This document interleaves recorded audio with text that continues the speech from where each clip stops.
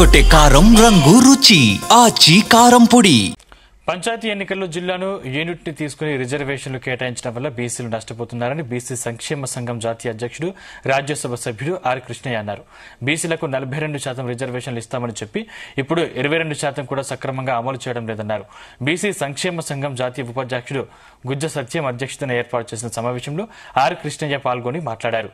ప్రభుత్వం తీసుకొచ్చిన 46 జీవో ప్రకారం 22% బీసీలకు రిజర్వేషన్లు అమలు కావాల్సి ఉందని, కానీ కొన్ని జిల్లాల్లో 10% కూడా అమలు కావడం లేదన్నారు.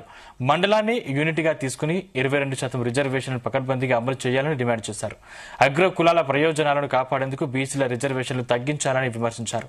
బీసీలు సర్పంచులు కావడం కూడా అగ్ర కులాలకు ఇష్టం లేదని మండిపడ్డారు. రాష్ట్రంలో బీసీలందరూ విజ్ఞప్తి చేస్తున్నా చాలా నిన్న జైట్ యాక్షన్ కమిటీ 130 కులాలు కలిసి చేసి వాళ్ళు చేసే విషయం అందరికీ తెలుసు.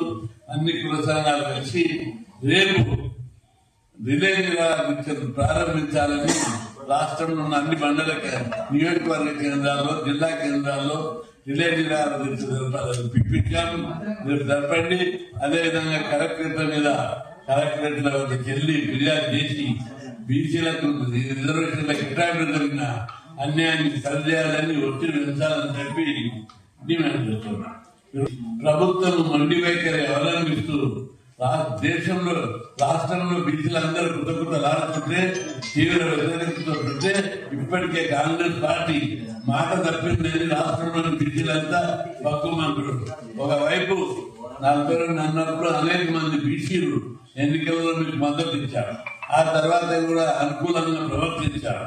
కానీ మేము నిలబెట్టుకోకుండా 22కి తగ్గేయడం వల్లనే తగ్గించినందువల్ల కొందరు అధికారంలో ఉన్న కొందరు నాయకుల యొక్క వ్యక్తిగత ఇష్టాయిష్టాలతో కాంగ్రెస్ పార్టీని మొత్తం సర్వనాశనం చేసిరు. అందుకే దాని ఫలితం తప్పనిసరి వచ్చే ఎన్నికల్లో అనుభవిస్తారని చెప్పి హెచ్చరిస్తున్నారు. బీసీలంటే మదాక ఒకవైపు రాష్ట్రంలో బలమైన బీసీ ఉద్యమం ఉన్నది. అదరగొట్టే కారం రంగు రుచి ఆచి కారం పొడి.